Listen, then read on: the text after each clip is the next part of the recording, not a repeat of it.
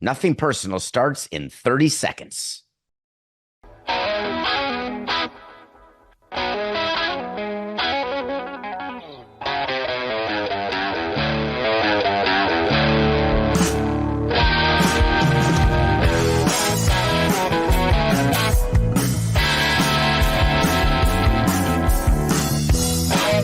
It's just business. This is Nothing Personal.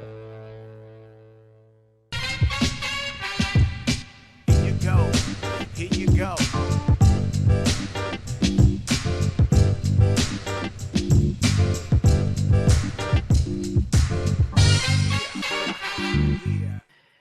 23 years.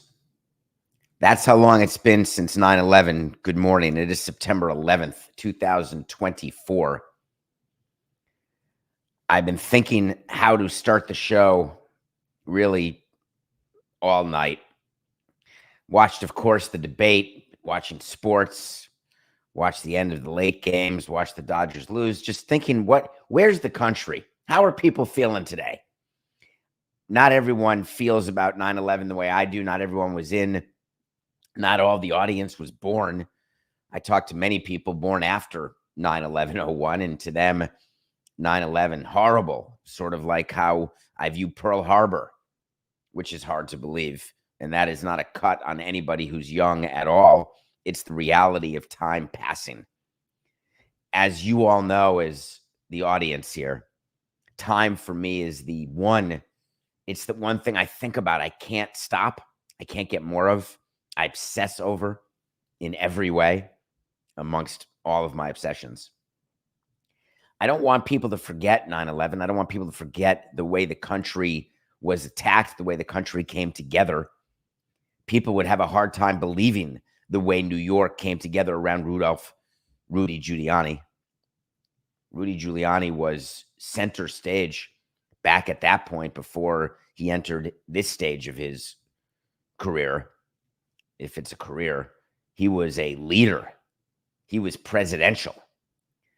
Say what you want about George Bush and looking dumbfounded when he was told while reading a book to a school.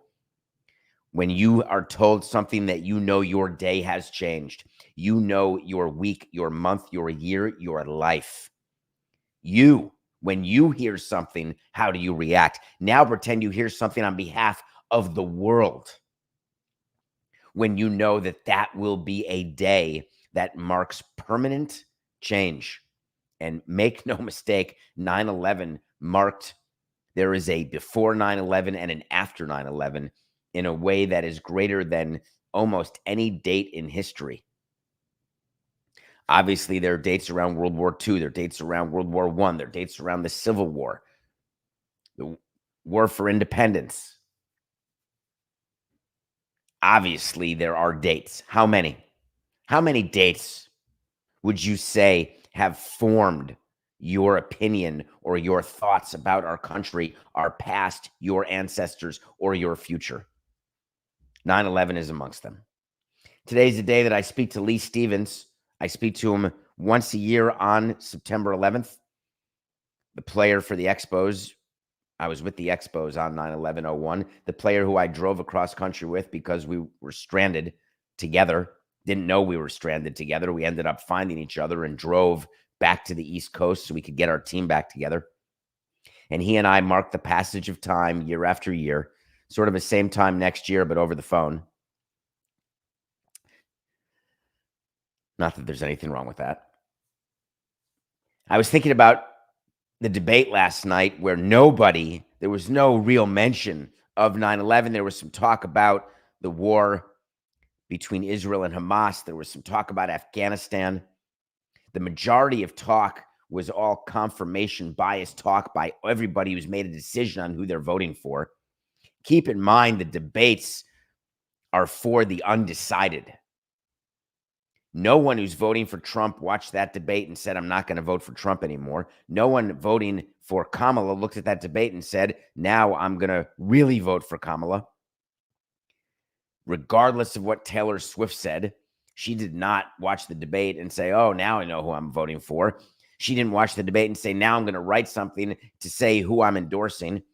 everything was planned and planned very well for her to come out. On the other hand, those people who follow Taylor Swift, many of whom already were going to vote for Kamala Harris. Therefore, the debate was supposed to be, and when you do debate, you are talking to those who don't know what they want to do. They consider themselves in the middle and they don't want to get to either extreme, but in their mind, they're going to have to choose an extreme. So which are you choosing? Which administration are you choosing? Do not believe any of the tweets or any of the rhetoric on the following issue. Why hasn't Kamala Harris done what she said she could do? She's been vice president for 3 years. Do not believe that one branch of government has the power that either of the people on stage may want you to think that that one branch of government has. It's why down ballot voting matters so much. You may think it doesn't matter who your representative is in the House or Senate, but it does, because the branches of government work together. Even the Supreme Court, which has obviously been stacked by Trump was not wrong telling you that overturning Roe v. Wade means things go to the states. Every state gets to vote. That is a general Republican principle. Less government, this is very general, but less government, more state involvement, less federal government. Of course, it's hard to do that when you're increasing the budget and the deficit. But in any case, there are clear differences between Harris and Trump. There are clear differences between Republicans and Democrats. The differences, both fiscal, social, faith-based, they're all legitimate differences. And when we get wrapped up in stuff that is so illegitimate, do you think that, are you not insulted when a debate talks about that there are pets being eaten, or when it resorts to name calling? It's absurd. It doesn't help undecideds figure out what to do. Do they look at that and say, oh my God, Trump's crazy, he thinks they're eating pets in Ohio. Wait a minute, are they eating pets in Ohio? I'm going to be a Republican and vote for Trump. Oh my God, wait a minute, I can get $50,000 to start my business? Fantastic. I'm going to vote for Harris. Wait, how do I get that $50,000 again? What do I have to do? And wait a minute, I get $6,000 for what? Is that like in a check? Wait, there's $4,000 that's in my pocket because of inflation or lack thereof? Unfortunately, what you're also going to hear today, so many things happened yesterday, and then this is what I was talking about with someone last night, Coca. The power of the platform that we mentioned with having a microphone, and whether you have one person listening to you or 100,000 or 1 million, doesn't matter, or more. It's giving people the tools to actually understand the decision that's in front of them. That seems to be important. And who's got the tools better today than they had yesterday on myriad issues? Are you more informed on the Tyreek Hill situation? Are you more informed on the Deshaun Watson situation? Does it help inform how you feel about them? Are you more informed on anything related to, Social Security used to come up every debate. That doesn't come up. You all right with your Social Security, paying into it? Look at your paycheck. How you feeling about it? You good with climate change? That came up for 1 minute. Everything fine? That's all fake, right? No, it's not. I wish we could know. Wouldn't it be amazing if post 9/11, we didn't have to be so reactive and take our shoes off at the airport and worry about candy or our underwear? Figure out ways to get more people through security, to do it in a way that is timely, so the stress of travel goes down, so people feel they can travel, so maybe the cost of travel could go down. You think maybe we could have a conversation about fuel, a real understanding where people can say, oh, fracking? Fracking? Sounds like I'd like to frack. Wait, you haven't fracked in 10 years? Who fracks? What's fracking? How about a conversation about the cost of living? What it is not to buy a quart of milk. How much is a quart of milk, President Trump or President Harris? Yes, they don't buy their own milk. How does that help you? It doesn't help when the debate moderators are so biased. You don't need to be. How is it that a news organization, it doesn't matter whether you are left, right, center, when you are doing a debate, there is no reason to be anything other than neutral. It's called a moderator. You are there to extract information from the people debating, not give information to the people watching the debate. There are plenty of people who can fact check. You don't give people the ammunition to say, look, unfair. All the people yelling the debate was unfair, they're not paying attention to what was said. The whole purpose was defeated. Of course, my frustration level is high because today is 9/11.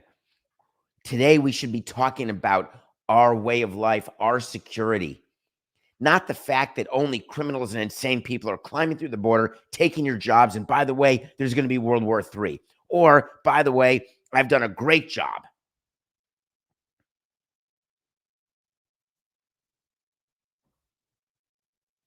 You know how it's going to change? I just realized. I just had this epiphany. I have it. Coco, we can start. We can do it. Here we go. Ready? The change that's going to happen in our country is only going to happen if its citizens are willing to change. It's not going to happen by going from Republican to Democrat. And here's why. It's the same, or Democrat to Republican, or back and forth and back and forth. It's me running a baseball team going from an a-hole manager who's not a player's manager, then to a player's manager, then back, high discipline, low discipline. When in fact, the whole time, in order to get better, I needed to be better at finding and choosing players. That would have made the team better. Oh no, the answer is I've got 10 people I can blame for the problems that I find myself in during the course of my career, not me. Maybe we all just should be the change that we seek. Maybe we all, one at a time, and stop worrying about trying to save the world and save ourselves, save our little corner. You don't have to clean up trash in the ocean, but how about not putting trash in the ocean? You don't have to clean up trash on your street, but how about using your own garbage can? You don't have to. You can't save everybody. That's a tough thing to realize. How many people left that debate last night and saying, you know what? I'm not even interested. I don't even want to watch. I don't care. Can you imagine how bad it has to be for someone to say they don't care enough to the point where they don't even vote? Maybe that's the problem. Please vote. Vote R, vote D. Just don't not vote. God, that was way too many negatives, Coca. I want to end that way stronger. 4869. Doesn't matter to me if you vote Republican or Democrat. It only matters to me that you vote because it shows me you care. I think if we all care just a little more, it would be quite helpful. I happen to care significantly about the issue going on with Deshaun Watson. And the reason I care about it so much is both my anger in the contract he got, both my frustration. I've covered this on previous episodes, my frustration about the things that Jimmy Haslam said upon his signing, my absolute glee that he stinks. I want the Browns to lose every game he starts. But all of that on-court glee disappeared when news of that lawsuit came out. It's not that I had forgotten or forgiven what happened with all the other lawsuits, the 24 lawsuits that he settled, 23 of them. I just assumed and hoped that that was it, that everyone who was going to come out was going to come out, and that he's a serial, abuser of power and position. The lawsuit that came out yesterday that we covered in great detail, where we were discussing whether or not it is possible for the Browns to terminate Watson's contract if they even wanted to terminate it, which any football evaluator would say, please get rid of him. Bring back Mayfield, for crying out loud, Meatloaf. So step one was always going to be that the NFL had to suspend him. Short of suspending him, there would be no way to have any chance under Watson's contract of terminating it for cause. Keep in mind, they can always terminate it, and it's also a beautiful thing that it's out there in the media Just remember, even if they do terminate his contract for cause, there's a huge dead cap money hit. Reminder, dead cap. It may sound ominous. You've got dead cap. If I gave you dead cap and a quarter, do you know what you'd have? A quarter. So the NFL came out yesterday through a league spokesperson, good old Brian McCarthy, good at what he does. He's forced to be the spokesperson when Goodell doesn't want to put himself behind a quote. We often, as you know, whenever there is a quote to be given, that's a terrible verbal tick to say, as you know, because many of you don't know. Inside a sports organization or inside a league or inside a company, one of the roles of the PR department and of your VP of communications is to decide, along with you, the president of the business, who will be delivering what quote. When I say who, that means when a statement comes out, sometimes statement by the team, statement by the president, statement by the head of PR, statement by the manager, statement by a coach, statement by a player, you decide. When a league spokesperson is making a statement, that is because Roger Goodell says, I don't need to be making a statement about this. Once he is suspended or not suspended, I'm happy to make a statement. But announcing the fact that we're going to review this complaint, I leave that to our spokesperson. Meanwhile, the league calls the Cleveland Browns and says, Jimmy, here's what you're going to say. That's it. That type of communication between the league and the teams is very common. It happens on a consistent basis. The spokesperson said, we are reviewing the complaint. I always love that. We always say that. We have no comment. We haven't seen. People say that when they've gotten sued. How can I comment? I haven't seen the lawsuit. All right. We just gave you a synopsis of what you're being sued over. Yeah, but I haven't really read it totally. It's just a way to kick the can, but I like that. We're reviewing the complaint. It's very difficult. We're going to have to hire people. We're going to have to get people who understand reading comprehension. We're going to need a whole lot of help to review the complaint. All right, but that's okay. And we will look into the matter under the personal conduct policy. Thank God. We thought you'd look at it in terms of on-field operations. We were slightly worried that you take an off-field complaint about a rape and you would say, let's talk about first down measurement. Let's see if the competition committee needs to review that. But we appreciate that. So far, we've learned a lot. Then we're going to look into the matter under the personal conduct policy. Thank you. Then we're not looking at the commissioner's exempt list, as there's been no formal charges and the league's review has just begun.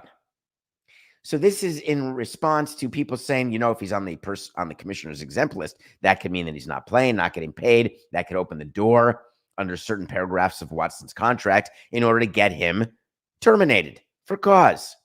So let's just be clear. Not looking at the exempt list because no formal charges.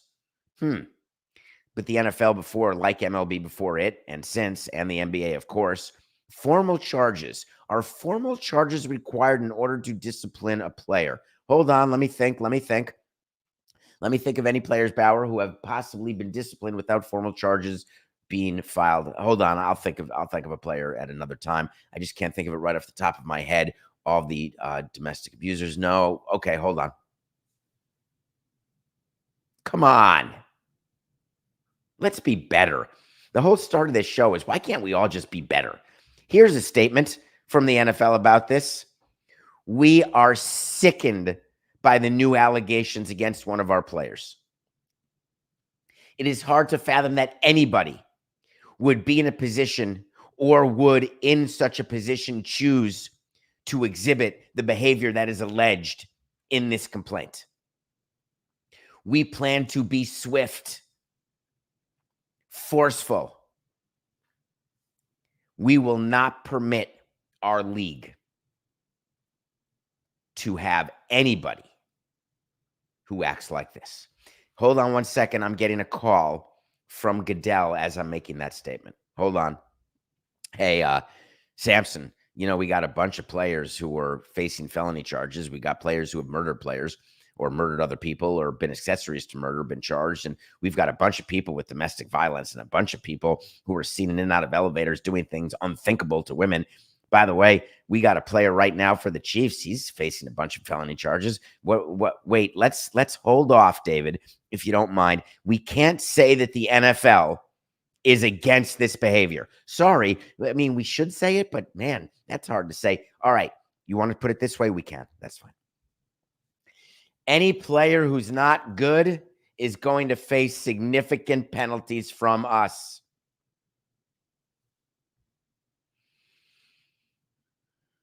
I get it. I get why the leagues do this. You think it's a coincidence that Shohei's investigation was the fastest investigation in the history of Major League Baseball? You think somehow that just happens that way? Unfortunately, I'd like to tell you that things don't just happen. It goes for your own life, too. You got to make it happen. Drew Rosenhaus is going to make things happen for Tyreek Hill. Drew Rosenhaus is the agent. He went on Dan Le Batard's show with Stu Gatz yesterday. Drew Rosenhaus went on the show, and Le Batard is maybe the best interviewer you will find in terms of getting people to say things that they may or may not have wanted to say by making headlines getting aggregated.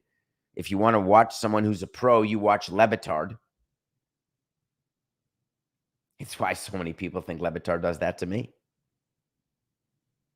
Drew Rosenhaus made headlines because he said, I think the Miami Police Department officers who escalated the situation ought to be fired.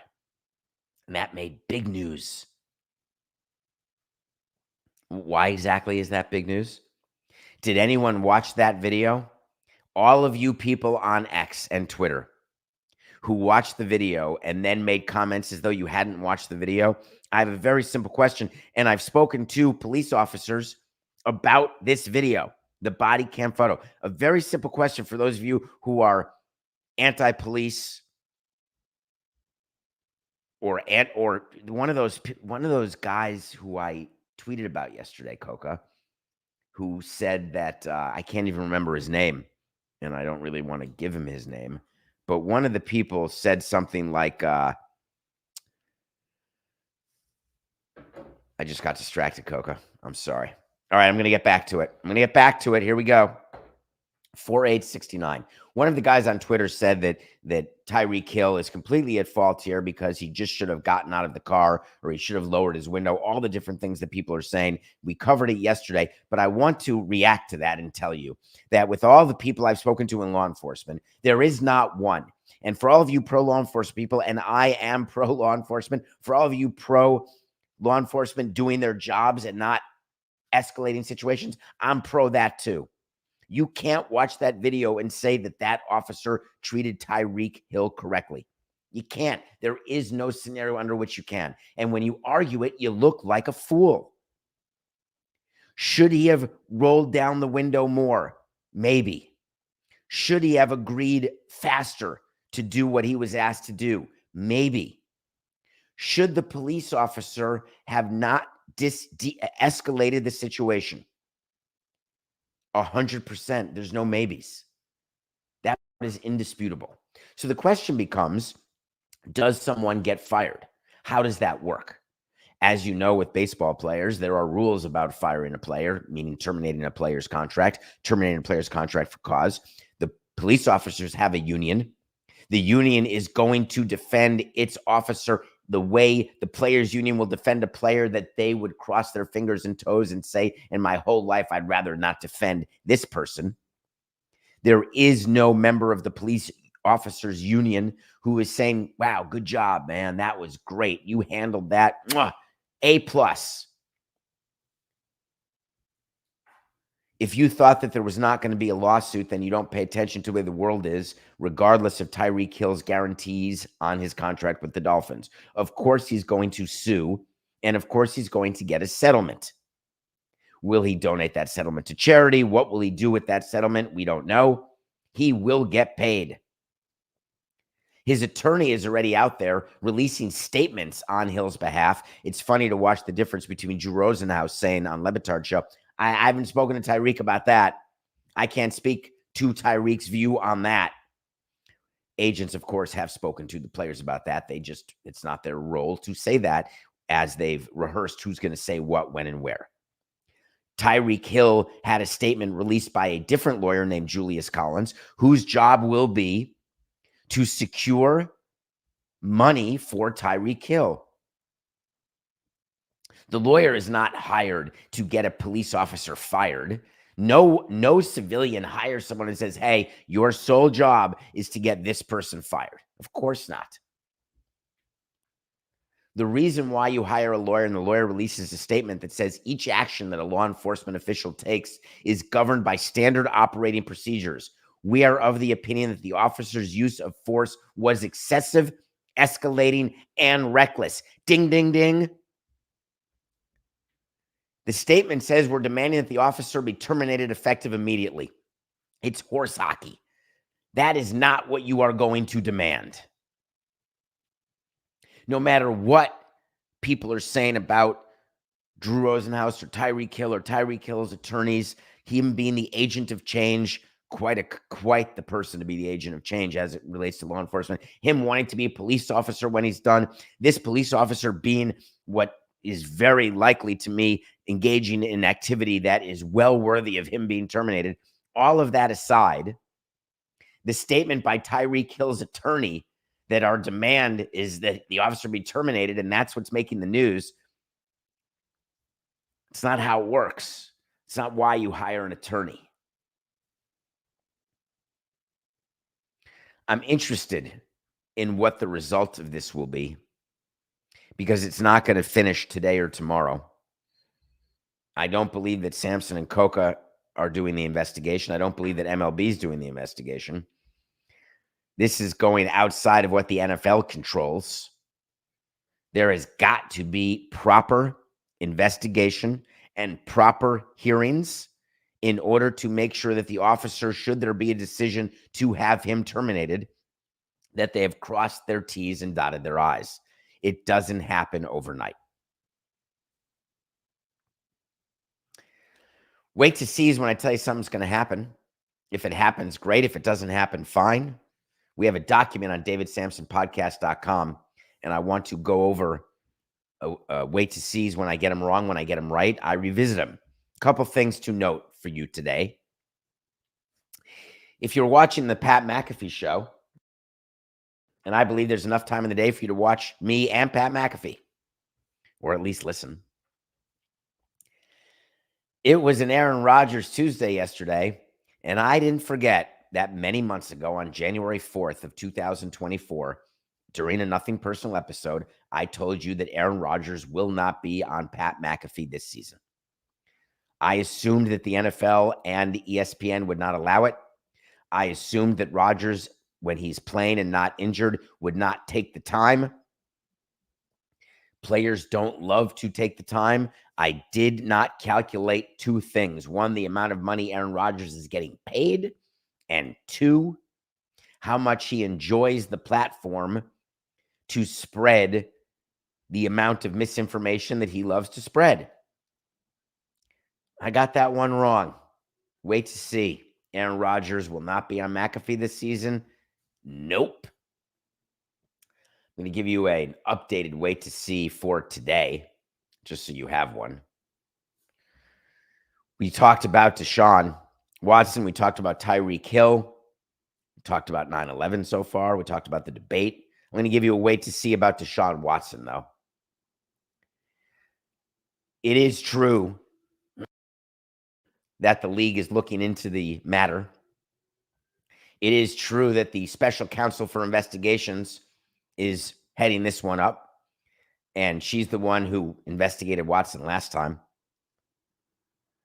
The NFL, while it did reassert its pride of the jungle dominance in week 1, there is nothing that can stop this behemoth except for the audience all of a sudden believing that the NFL isn't trying. And that means isn't trying on various different topics in various different ways. whether it's about on-field changes, whether it's about integrity of the game, whether it's about maintaining some sort of order. People have to believe the NFL is not taking advantage of the fans, the gamblers, the fantasy players. They don't want to do anything to sacrifice the demographic gains they've made since Taylor Swift started dating Travis Kelce. In order to keep all of those people, all the NFL fans going forward, they have to suspend Deshaun Watson. So they will do this investigation. They will go through it the right way. And at the end, Deshaun Watson will face another suspension. It still does not mean his contract will be terminated, but it does mean that he will be suspended for a period of time without pay. Wait to see. All right, we come back. We're going to review a movie, and we're going to talk Oakland A's, and we haven't been able to talk about that in a couple weeks, and I know it's of big interest to so many of you. Something came out yesterday that I must talk about with you to try to explain what's really happening. We'll do it all when we're right back.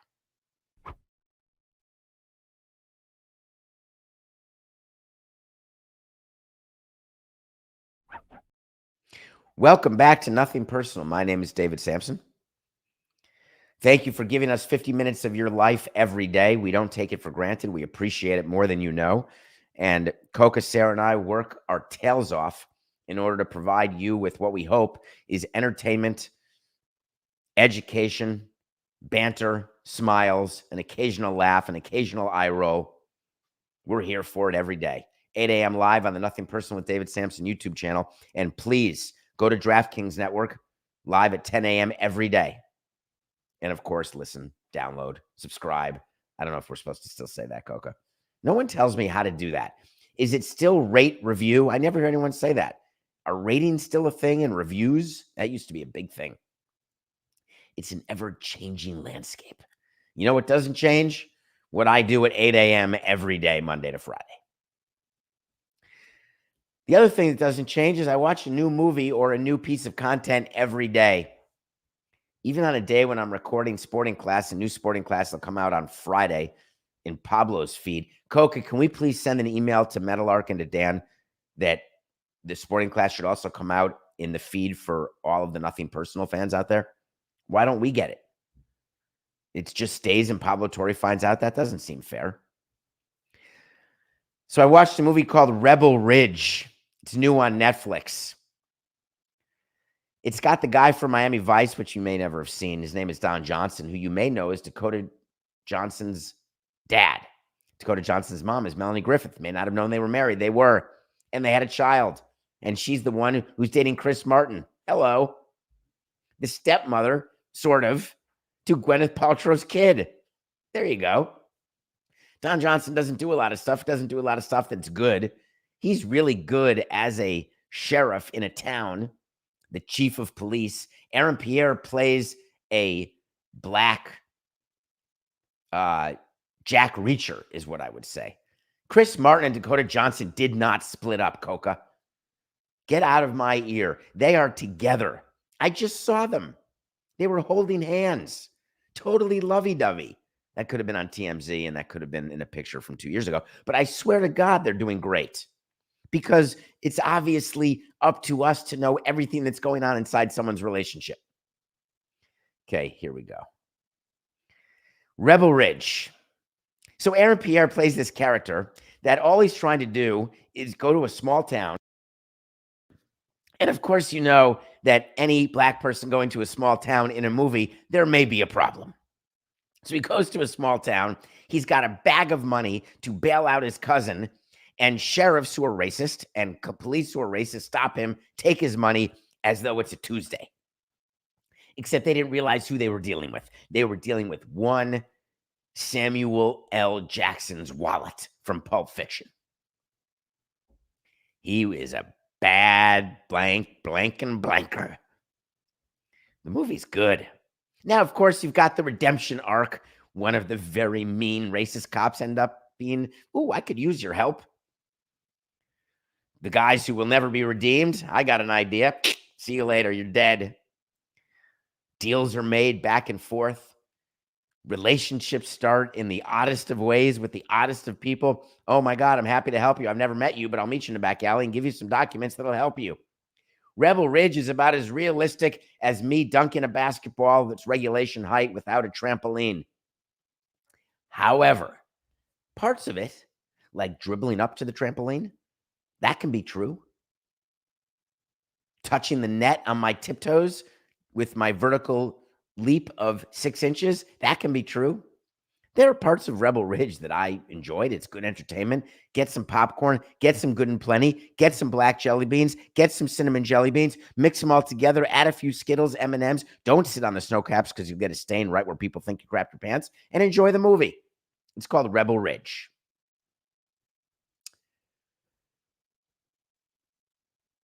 I don't think I've been to Sacramento. I was thinking about that the other day. I used to keep track of everywhere I've been. I know I've been to 49 out of 50 states. And to go to a state, it means you have to have a transaction in the state. You can't just be in the airport or drive through it. You have to do something like stop at a convenience store and buy a pack of gum, some sort of transaction. I don't know that I've ever been to Sacramento. I really want to, though. I wonder if I'll go next year to watch the Oakland A's play. Are they going to play in Sacramento? They're selling tickets already. It's a AAA facility. There's arguments going on with the Players Association. The arguments that we've detailed on this show. Players need to play in a Major League Baseball caliber facility. No matter how you retrofit the AAA ballpark in Sacramento, it is not going to be a Major League quality facility. I don't care. The job that MLB did at Rickwood, the job that it does on these sites at Fort Bragg, the job that it does for these one-off games is phenomenal. The operations people at baseball are really good at what they do. It's one game. 2 games if you go to London. Outstanding work making the clubhouse reasonable. 81 games at a clubhouse in the outfield, no matter how renovated. Don't get distracted by the turf discussion, because if anyone's ever been to Cincinnati during the summer, it's HOTTT. How about Kansas City? You love it there during the summer? How about St. Louis, for crying out loud? The heat on the turf, that is a misdirect. The reality of the discussions are that the quality of the facilities, not for the fans, we're not talking about you, because you don't even come up. We're talking about for the players. When the union and the commissioner get together and talk, they're not saying, hey, tell me about ingress and egress for the people sitting above the dugout. No. What comes up, where are the visiting owners' seats? Where does the visiting GM sit? Where do the player bus enter for the road team? Where do the home players park? Where do they walk after they park? What is the protection? How do they get from place X to place Y? Tell me about the level of food that'll be on the 100 level. Oh, that's not on the agenda? Okay. So, keeping in mind the fact that they're going to come to a deal, the players' union is going to swallow hard and be angry. It's not that players won't play in Oakland. When you're traded to Oakland, you'll play for Oakland, whether they're playing in Sacramento, Vegas, wherever they're played. Those are the rules. When you're a free agent and you can't get a job somewhere and Oakland offers to pay you $1 more than any other team, you'll play in Oakland, Sacramento, Vegas, or wherever. All of the distractions of the union saying, hey, listen, nobody's going to want to play there. The Oakland A's players saying, I'm going to reserve judgment till I get more information. It's horse hockey. That's not how it actually works. The Players Association and MLB are getting together to iron out the details that both sides will accept, because there is no other choice. You think all of a sudden the Players Association is going to say, we don't like the clubhouse in Sacramento. You know what? They've got to share San Francisco. It's not going to happen. We don't really like what's going on in Sacramento. I think we're going to play one more year in Oakland. Not going to happen. Hey, we should go and quickly build a stadium in Vegas and start there in 3 months. Not going to happen. 3 years, not going to happen. The reality of the situation is if they sell out every game in Sacramento, they will just raise prices to make sure that the level of revenue that goes to Sacramento, that then goes to the league or the umpires or the players, that their revenue continues to increase. When there's only 10,000 seats, I'm making up the number, say it's 13,000, whatever the number is. When there's only that number, you price your stadium as though you're going to draw 7,000 people. When you draw 10,000 people, you up the price, and then you up the price, and you don't stop until it goes back to 7,000 people. The A's have got to get a larger major league facility built as quickly as possible. Both sides acknowledge that. Whether it'll be in Vegas, whether it'll be in Sacramento, whether it'll be back in Oakland under a different owner, there is no answer to that, despite what you're hearing about the Tropicana being demolished. The other thing that came out yesterday that is also completely incorrect is that John Fisher, and this is not where you come to defend John Fisher. I've been very honest about the job that John Fisher and Dave Cavill have done. Their lack of communication, their lack of transparency, their clumsiness as it relates to this relocation has been epic. And this comes from the king of relocation clumsiness. I get it. But man, they've been bad. But the problem I have is don't assign blame to someone who's got blamed correctly for something on this side of the ledger. Don't all of a sudden blame them for everything just without investigation. It came out yesterday. Hey, guess what? Season ticket holders in Sacramento, we're not promised anymore a postseason in Sacramento. John Fisher's made it so if the A's make the playoffs, that he can have those playoff games somewhere else. And even wherever it is, you may not, as a season ticket holder, be guaranteed to get tickets when they're in the playoffs. Let me address that issue. A team that's in a permanent facility, one of the carrots for getting people to buy season tickets is what's called postseason priority. Some levels of season ticket holders, you get your exact seat, the right to buy your exact seat in the postseason. Very few. The majority of tickets in a postseason game are controlled by Major League Baseball.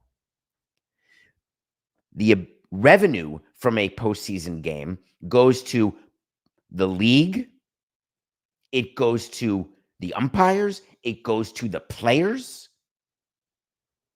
and under a formula, it goes to the home team. This is a collectively bargained issue. It is laid out in very plain terms where revenue goes from postseason games. Do you know who chooses postseason ticket prices? Not John Fisher, Major League Baseball. We submit it, but they approve it, and they change it if they choose to. The reason why when you bought a season ticket in Sacramento that you were not guaranteed postseason is that baseball has not decided yet whether or not postseason will be played in Sacramento. It's not John Fisher. It hasn't even come up yet. The players' union would prefer a larger stadium. So would MLB. All right, nothing personal pick of the day. Here we go. Did you know that we had Seth Lugo and the Royals beating the Yankees yesterday? We were plus 120 underdogs, and we won that. The Royals and Lugo shut out the Yankees, I believe. Lugo pitched 7 strong. We are 120 and 124, and we're loving dogs at the moment. Today's pick of the day is the Milwaukee Brewers over the San Francisco Giants. Anytime I get an opportunity to go against Blake Snell, I'm going to take it. The guy going against Blake Snell tonight, you may want to look him up. His name is Colin Ree. Why do I know him? Traded for him and then traded him back when he failed our physical. That was the whole flap when I get upset about the Padres. And I tell you that AJ Preller makes me crazy because they keep 2 sets of medicals, and I happen to know it for a fact because it happened to me. and MLB let us reverse a trade, that's the guy, Colin Ray. We're taking the Brewers. All right, Coca, here's what's next. You know what I want? I want to talk to Samson. So you want to talk to Samson. Get into my Twitter. Go on our website, davidsamsonpodcast.com. This is a good one. I couldn't end the show without this one. So I appreciate all your questions. Dear David, when is it better to be 1-0 than 0-1?